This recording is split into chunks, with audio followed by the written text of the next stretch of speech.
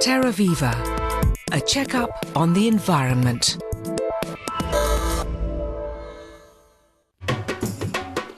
Those who think that Indian ashrams are mainly isolated religious schools don't know Muni Seva in the village of Goraj in Gujarat. It's more of a community using science, technology and green businesses to drive its social mission.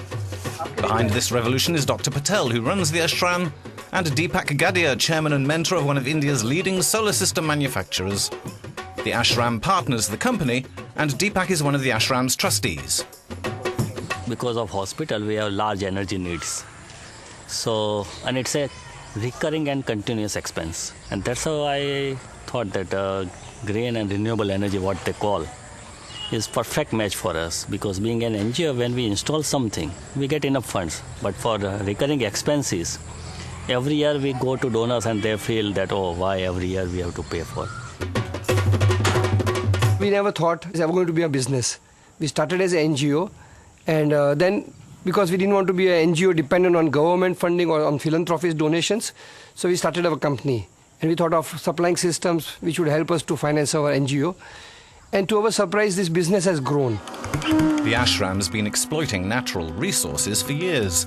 The latest investment has been in the last few months, a pilot solar conditioning plant. It joins the existing biomass system that still requires 5,000 to 6,000 kilos of wood per day to produce the 700 tons of air conditioning required by the hospital. Harnessing the sun means saving 1,000 kilos of wood every day. So totally we have 1,250 square meter of reflector, and the light is reflected onto a heat exchanger to generate steam, and that steam is sent to our air conditioning plant, and we are doing 100 ton, which is about 350 kilowatt air conditioning for our hospital. The ashram's first renewable energy project was a biogas plant built about 20 years ago. Cow dung mixed with water ferments in tanks and turns into methane gas or biogas used in the kitchens.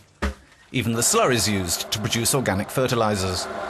Well, this biogas, with about 160 animals we have, is giving us 60 cubic meter of biogas per day. And that is sufficient to be used in our 5 of our kitchens for cooking. And each kitchen we cook for about 100 to 150 people.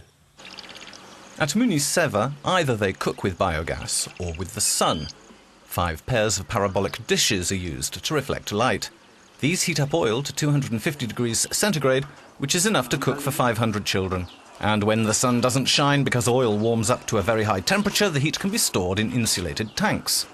We have 2 dishes of 10 square meter, reflecting light onto one heat exchanger in the focus.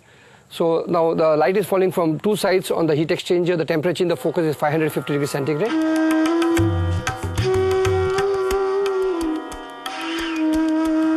The cold oil comes into the focus in the heat exchanger. Because of the high temperature, it gets heated and then goes to the kitchen.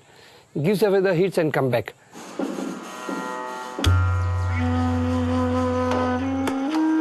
The green way of living has helped Muni Seva Ashram to develop sustainably. Today, this community has a cancer hospital, a cutting-edge technology research centre, a shelter for old people, an orphanage, a centre for mentally disabled girls, and several schools.